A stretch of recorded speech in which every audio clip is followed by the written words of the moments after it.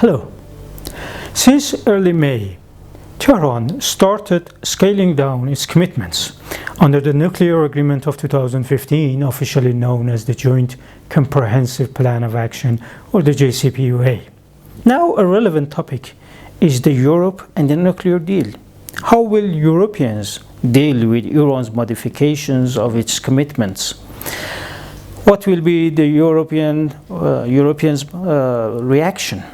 In this episode of my video comments, we will address this question from different perspectives. Firstly, we have to set a presupposition that Europeans are interest-based in their foreign policy. In other words, they have a realistic foreign policy, i.e., they don't advocate a kind of ideology or a set of beliefs. They are not after supporting human rights, or they are not concerned about human rights. They are concerned about their own interests. They're after making more money and more revenues.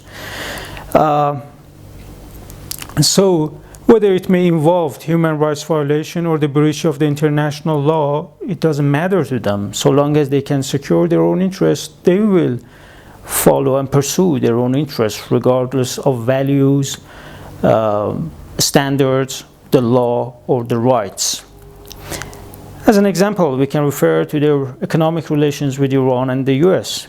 If they see that their economic ties with the US is much more lucrative than having trade with Tehran, then they will ignore the fact that under the nuclear agreement of 2015, they are obliged to let Iran enjoy from free trade with the world. They will forget the fact that Iran is allowed to sell oil under the agreement. So you see, they are interest-based in their foreign policy. Another example that we can use to support our presupposition is their ties between the Europeans and the trio of Saudi Arabia, the KSA, the UAE, and Bahrain. Europeans have big arms contracts with this trio, ignoring the fact that Saudi Arabia and Bahrain violently crack down any form of civil protests inside their country on a regular basis. Europeans are turning a blind eye to the fact that the KSA and the UAE are committing war crimes in Yemen. They are turning a blind eye. They are turning a deaf ear to the fact that the trio is funding, sponsoring, and supporting, arming tourist groups in Africa, particularly in the Sudan and Libya, in Syria, in Afghanistan and Pakistan. So their realistic foreign policy tells them to cherish the current situation, to freeze the status quo, to keep moving on with the current situation, with the present elements fixed in their present positions. Europeans do not want the current status changed because their interests are more served in this current situation. We can also address the issue from other angles. We can look at it from the angle that they know that Iran is a constructive player in the region, fighting drug cartels. Iran prevents drug traffickers to ship their products from Afghanistan to the West. And the Europeans are more vulnerable than the US to turbulences in the Middle East.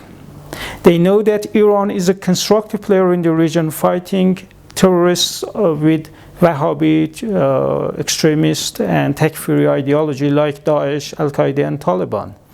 They are well aware that any more instability in the Middle East will mean more torrents of immigrants and refugees flooding toward the European bloc. So considering all of these, they are well aware that further escalation of tensions in the Middle East will inflict serious damages to them. Europeans are also one of the guarantors of the nuclear deal, and the JCPOA from according to many analysts, is the last chance of the bloc to wield an international influence independent from the US. If they go along with the warmongers in Washington to restore the UN sanctions against Tehran, that will mean the termination of the agreement, the death of the agreement, and it will kill any future chance of the European bloc to have any ties with Iran or to play an international role.